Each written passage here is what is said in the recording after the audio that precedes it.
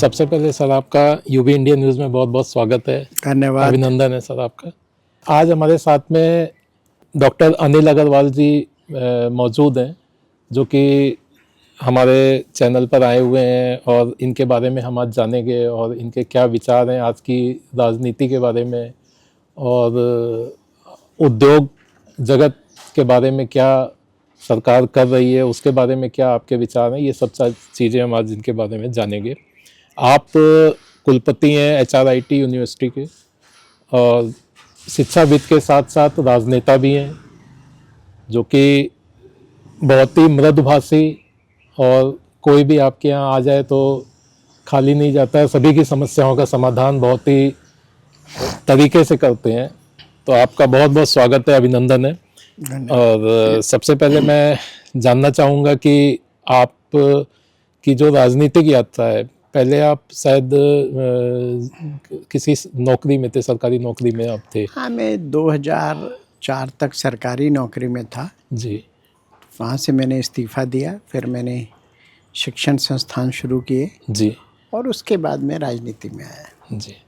तो राजनीति में कैसे आप आए, मतलब कैसे, मतलब क्योंकि समाज सेवा से तो खैर आप जुड़े हुए हैं काफ़ी समय से। मुझे ऐसा लगता है जब आप समाज सेवा के क्षेत्र में आते हैं जी, राजनीति एक ऐसा क्षेत्र है जहाँ से आप पब्लिक एट लार्ज, बहुमत की लोगों की बहुत अधिक मात्रा में सेवा कर पाते हैं। क्योंकि राजनीति में आप जहाँ से पॉलिसी बनती हैं वहाँ आप अपनी बात मजबूती से कह सकते हैं, और अगर एक बार नीति जनता के हित में बन गई तो फिर उसका लाभ होता ही है। और माननीय प्रधानमंत्री श्री नरेंद्र मोदी जी ने इस ओर बड़े कदम उठाए हैं और आज आप देखिए उनके नेतृत्व में भारत पिछले 11 सालों में, 11.5 सालों में विश्व की चौथी बड़ी अर्थव्यवस्था बन गया है। आज भारत की ताकत का लोहा पूरी दुनिया मान रही है। आज माननीय मोदी जी की डिप्लोमेटिक पॉलिसी, कूटनीति का पूरा विश्व उसको लोहा मान रहा है, पूरे विश्व में उसका डंका है। तो ये सब चीज़ें ऐसी हैं, एक बार पॉलिसी अच्छी बन जाए। पॉलिसी आप अच्छी तब बना सकते हैं जब आप पब्लिक एट लार्ज से कांटेक्ट में हो, उनसे बात करें, और जब आप बात करते हैं तो आपको इनपुट्स मिलते हैं। सही बात। वही इनपुट सरकार तक पहुंचाए गए और जिसका आज सुखद परिणाम देखने को मिल भी रहा है। सही बात। आप संसद में रहे हैं, काफ़ी समय आपने संसद में भाग लिया है, वहाँ की व्यवस्था में आपने देखा है सारी चीज़ें आप वहाँ पर। तो संसद में ऐसा कौन सा वाकया आपका ऐसा रहा है यादगार, जो आपकी उसमें की, जो कि आप जिसका कि उल्लेख करना चाहेंगे यहाँ पर? जब देखिए धारा 370 और 35 से हटाई गई जी, मैं उसमें संसद सदस्य था जी, और मुझे लगता है मेरे जीवन का वो एक स्वर्णिम पल था जब मेरे वोट से धारा 370-35 से हटी। माननीय मोदी जी के नेतृत्व में वो एक बड़ा काम हुआ। उसके बाद जो मुस्लिम महिलाओं को 3 तलाक से छुट्टी मिली, उस समय भी मैं संसद का सदस्य था, मैंने अपनी मुस्लिम बहनों के लिए वोट किया। तो ये सब चीज़ें ऐसी थी जो मेरे जीवन में यादगार है। विपक्ष की जो राजनीति है वो, उसको आप किस उसमें देखते हैं परिप्रेक्ष्य में? क्योंकि जो कटुता है विपक्ष में और सत्ता पक्ष में वो काफ़ी ज़्यादा बढ़ गई है, और विपक्ष हर चीज़ में कमियां निकालता है सरकार की, कि अगर आप सही काम भी कर रहे हैं तब भी कमियां निकाल रहा है। तो इसका क्या रीज़न? देखिए, विपक्ष आज हताश है, निराश है और दिशाहीन हो चुका है। मुख्य विपक्षी पार्टी कांग्रेस को कभी ऐसा लगा नहीं था कि वो इतने दिन विपक्ष में बैठेंगे, और वो इसीलिए आधारहीन आरोप लगा रहे हैं भारतीय जनता पार्टी पे, माननीय मोदी जी पे, और जनता उसको स्वीकार नहीं करती जब आप गलत तरीके से आरोप लगाते हैं। उसी का परिणाम है कि जनता और मोदी जी के ऊपर अधिक विश्वास करती है। जी। विपक्ष की ये बात तय है कि वो हमेशा सरकार का विरोध करता है, लेकिन विरोध की एक सीमा होती है, एक तरीका होता है। आज जो विपक्ष के नेता हैं राहुल जी, वो सारी सीमाओं को पार कर चुके हैं और इसीलिए कांग्रेस का मुझे लगता है भला नहीं हो रहा। एक के बाद वो लगातार चुनाव हारते जा रहे हैं। वो जनता के मुद्दों से हट गए हैं। वो आज ऐसे मुद्दे उठाते हैं जिनको जनता को लगता है कि ये ठीक नहीं है। अब जैसे SIR का मुद्दा उन्होंने बहुत जोर शोर से हटाया, लेकिन वोटर शुद्धि तो जरूरी है और ये आज पहली दफा नहीं हो रहा, कांग्रेस के पीरियड में भी हुआ है। जनता समझती है। वोट चोरी की बात करें तो सब लोग जानते हैं कि सबसे पहले वोट चोरी नेहरू जी ने की। वोट में आदरणीय पटेल साहब को ज्यादा वोट मिले, लेकिन प्रधानमंत्री जवाहरलाल जी बने। तो ये सब चीजें ऐसी हैं जो जनता समझती है बखूबी कि किसने वोट चोरी। उसके बाद जब इंदिरा जी चुनाव हारने लगी तो उन्होंने नियम बदल के, हाई कोर्ट जज को बदल के और सब कुछ रह के प्रधानमंत्री बनी रही, इमरजेंसी लगा दी। तो जनता सब जानती है और इसीलिए आज मोदी जी जो कहते हैं वो करते हैं। जनता के हित में निरंतर काम करते हैं, कभी कोई छुट्टी नहीं। 18-18, 19-19 घंटे लगातार काम करना। और देश मेक इन इंडिया के माध्यम से बहुत अच्छा कर रहा है।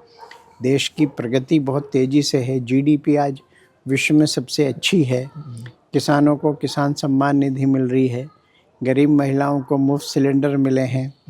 आयुष्मान योजना के तहत करोड़ों लोगों का निःशुल्क इलाज हो रहा है।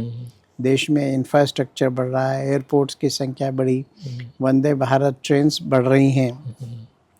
आज रेलवे का इंफ्रास्ट्रक्चर पहले की तुलना में बहुत बेहतर हो गया। जनता इस बदलाव को महसूस कर रही है, इसलिए जनता बीजेपी को वोट कर रही है, माननीय मोदी जी को सपोर्ट कर रही है। अभी बिहार चुनाव हुआ, बिहार चुनाव में आप भी प्रभारी थे जी। आपकी काफ़ी महत्वपूर्ण भूमिका थी बिहार चुनाव में भी जी। और बिहार चुनाव में पहले जैसे विपक्ष एक था और उसने कहा था कि हाँ विपक्ष ही आएगा, वहाँ पर जो उन्होंने माहौल बनाया था SIR को लेके। लेकिन इसके बाद फिर वहाँ पर जो हमारी प्रचंड बहुमत से सरकार बनी है, तो उसके विषय में आप क्या बोलना चाहेंगे? मैं यही कहना चाहता हूँ, ये कोई मुद्दा ही नहीं था, जनता का ये मुद्दा नहीं था। जनता ने तो महसूस किया कि पहली दफ़ा बिहार में इस प्रकार चुनाव हुआ कि रीपोलिंग नहीं हुई, पोलिंग बूथ्स पे झगड़े नहीं हुए और वोटर शुद्धिकरण तो आवश्यक है। अगर आप मृत लोगों के वोट चलाते रहेंगे, घुसपैठियों के वोट चलाते रहेंगे, उन वोटों से आप सरकार बनाने की कोशिश करेंगे तो नहीं काम चलेगा। दूसरा, बिहार में जो लालू जी की सरकार के समय जो जंगल राज था वो लोगों को याद है। और जब तेजस्वी की रैलियां हो रही थी उसमें भीड़ तो उमड़ रही थी, लेकिन वो भीड़ जाते हुए इतना निरंकुश थी कि जब लौटते थे सड़कों पे पूरा उपद्रव, लूट पाट, तो ये सब चीज़ जनता बर्दाश्त नहीं करती। और दूसरी तरफ माननीय मोदी जी का शासन है, सुशासन है, बिहार में इंफ्रास्ट्रक्चर बढ़ा है, नीतीश जी बेहतर काम कर रहे हैं माननीय मोदी जी के नेतृत्व में। तो ये सब चीज़ों से बिहार चुनाव जीते हम लोग। मतलब एक तरह से आप ये कह सकते हैं कि मतलब SIR पे बिहार चुनाव में बिहार की जनता ने रबड़ स्टैंप लगा दी। Okay, yes yes yes yes, अब भी उन्हें समझ आनी चाहिए, लेकिन वो आज भी इसी मुद्दे को लेके।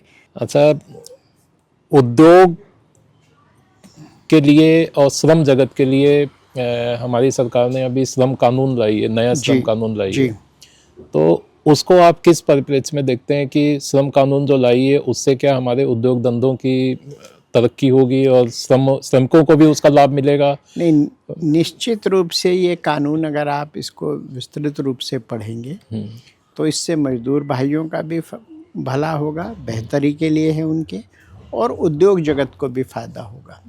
आज विश्व में जिस प्रकार की अर्थव्यवस्था दुनिया भर में चरमरा रही है, पूरी दुनिया में युद्ध के बादल मंडराए हुए हैं, भारत मात्र एक ऐसा देश है जो हर फ्रंट पे बहुत बेहतर कर रहा है। और निश्चित रूप से जब आप बेहतर इकोनॉमी होती है, बेहतर माहौल होता है देश का, स्टेबल सरकार होती है, तो उसका फ़ायदा उद्योग को, अर्थव्यवस्था को मिलता है। और जब उद्योग आगे बढ़ता है तो निश्चित रूप से जो हमारे श्रमिक भाई हैं उनको भी उसका लाभ होता है। अच्छा, क्योंकि आप शिक्षा से जुड़े हुए हैं और एक यूनिवर्सिटी के आप कुलपति भी हैं, तो उसमें आप शिक्षा और कौशल विकास जो है अपना, उसको उस दिशा में सरकार क्या कर रही है और किस तरह से जो छात्र हैं उनको हम आगे बढ़ने के लिए प्रमोट कर रहे हैं उनको सरकार की तरफ से? देखिए, लॉर्ड मैकाले ने जो हिंदुस्तान को शिक्षा पद्धति दी वो ऐसी थी कि यहाँ के लोग केवल क्लर्क बन पाएँ। माननीय मोदी जी ने इस चीज़ को समझा और शिक्षा नीति में बेसिक बदलाव किए, नई शिक्षा नीति इंट्रोड्यूस की गई, स्किल डेवलपमेंट का पूरा मंत्रालय बनाया गया और आज स्किल डेवलपमेंट और एजुकेशन में जो न्यू एजुकेशन पॉलिसी है, दोनों के तालमेल से छात्रों को नौकरी रोज़गार बेहतर हो रहे हैं। और मैं तो कहूँगा आज इस प्रकार की व्यवस्था बनी है कि आज छात्र नौकरी लेना नहीं चाहते, वो स्टार्टअप के माध्यम से अपना व्यापार शुरू करना चाहते हैं। और मुझे गर्व है इस बात पे कि माननीय मोदी जी के नेतृत्व में जो स्टार्टअप शुरू हुए उसमें से 100 से ज़्यादा यूनिकॉर्न बने। तो ये भारत के लिए शुभ समाचार है, अर्थव्यवस्था के लिए बेहतर है और युवाओं के लिए वो यूनिकॉर्न प्रेरणा स्रोत है। अभी आज हम गाजियाबाद में बैठे हुए, आप भी गाजियाबाद को ही बिलोंग करते हैं, तो गाजियाबाद में आप यहाँ की सबसे बड़ी समस्या क्या देखते हैं कि क्या समस्या सॉल्व होनी चाहिए जिससे कि यहाँ का इंफ्रास्ट्रक्चर और डेवलपमेंट और या उद्योग? देखिए, गाजियाबाद की जो आबादी है वो बहुत तेज़ी से बढ़ रही है, क्योंकि यहाँ बहुत ज़्यादा पॉपुलेशन का माइग्रेशन है। गाजियाबाद का इंफ्रास्ट्रक्चर बहुत बेहतर है और मैं समझता हूँ उत्तर प्रदेश में वन ऑफ द बेस्ट है, लेकिन सुधार की हमेशा आवश्यकता रहती है। और गाजियाबाद के नागरिक और जो प्रशासन है मिलके उन सभी समस्याओं पे काम कर रहा है। मुझे लगता है जो विंटर्स में पॉल्यूशन की समस्या है वो बड़ी है और इस बार तो मैंने देखा कि नगर निगम में स्प्रिंकल्स के माध्यम से सड़कों पे, पेड़ों के ऊपर स्प्रिंकलर से पानी छिड़का गया ताकि पॉल्यूशन कम है। तो मुझे लगता है आने वाले समय में जनता और प्रशासन के सहयोग से जो भी कुछ कठिनाइयां हैं उन्हें हम ज़रूर दूर कर लेंगे। थोड़ा हम पार्टी के बारे में भी बात कर ले। जी बिल्कुल। यहाँ पे स्थानीय जो राजनीति है किस दृष्टि से आप उसको देखते हैं? यहाँ पर जैसे बहुत से जो आजकल जो होता क्या है, जैसे कि आप हैं, आपके पास में अगर कोई आया, आप सबसे मिले, किसी का भी आया, किसी भी उससे जुड़ा हुआ है, आपने सबका काम किया, आपके दरवाजे सबके लिए खुले हुए हैं। लेकिन कुछ ऐसी सुनने में आता है कि जैसे कुछ लोग कि हाँ आप उसके आदमी हो, आप उसके आदमी, इस तरह के आरोप लगते हैं, तो वो क्या, किस दिशा में आप देखते हैं उसको, किस तरह से? मैंने भी सुना है, लेकिन देखिए हम सब भारतीय जनता पार्टी के सदस्य हैं और मुझे इस बात का फ़क्र है कि हम विश्व की सबसे बड़ी पार्टी के सदस्य हैं और हमारे नेता आदरणीय श्री नरेंद्र मोदी जी हैं, जिनके नेतृत्व में भारत चहुमुखी विकास कर रहा है, देश की अर्थव्यवस्था बेहतर हो रही है, आम जनता को बेहतरी के लिए सरकार निरंतर प्रयासरत है। और आप देखिए 80 करोड़ लोगों को मुफ्त अनाज दिया जाना बहुत बड़ी बात है। सही बात है। आपको याद होगा पहले इंफ्रास्ट्रक्चर में कितनी समस्या थी, यहाँ से दिल्ली जाने में 2-2.5 घंटे लग जाते थे। आज दिल्ली मेरठ एक्सप्रेस हाईवे बना, ईस्टर्न पेरिफेरल बना, वेस्टर्न पेरिफेरल बना, गाजियाबाद में एयरपोर्ट बना, स्टेशन का उच्चीकरण हो रहा है। तो ये सब चीज़ें ऐसी हैं जो सभी को साथ लेके चलने से होती हैं और मुझे लगता है थोड़ा बहुत जब बड़ी पार्टी होती है तो मतभेद स्वाभाविक हैं, लेकिन मुझे लगता है मनभेद किसी में नहीं होने चाहिए। सही बात। गाजियाबाद की जनता के लिए आपका क्या संदेश है? गाजियाबाद की जनता के लिए आप क्या कहना चाहेंगे?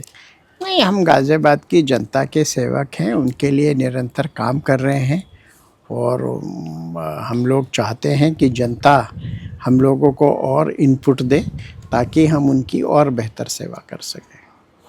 आप राजनीति में भी व्यस्त रहते हैं, उधर आप यूनिवर्सिटी को भी आपको देखना होता है और इतनी व्यस्तता में सामाजिक काम में भी आप लगे रहते हैं, तमाम हर जगह से बुलावा आता है आपके पास में, तो आप परिवार के लिए भी समय निकालते होंगे। कैसे समय निकल पाता है, किस तरीके से समय देते हैं? हमारे प्रेरणा स्रोत माननीय मोदी जी हैं, जी माननीय अमित शाह जी हैं। जी हम लोग तो केवल एक शहर में काम कर रहे हैं जी और वो तो पूरे देश के लिए काम कर रहे हैं, जी तो टाइम मैनेजमेंट उन दोनों से सीखने की चीज़ है। जी और चूँकि मैं 6 साल संसद सदस्य रहा, तो निकटता से मैंने दोनों को देखा है, समझा है, उनसे प्रेरणा ली है और मैं समझता हूँ जब आपकी कोई इच्छा शक्ति हो बेहतर करने की तो समय का मैनेजमेंट हो जाता है। सही, बहुत सही आप।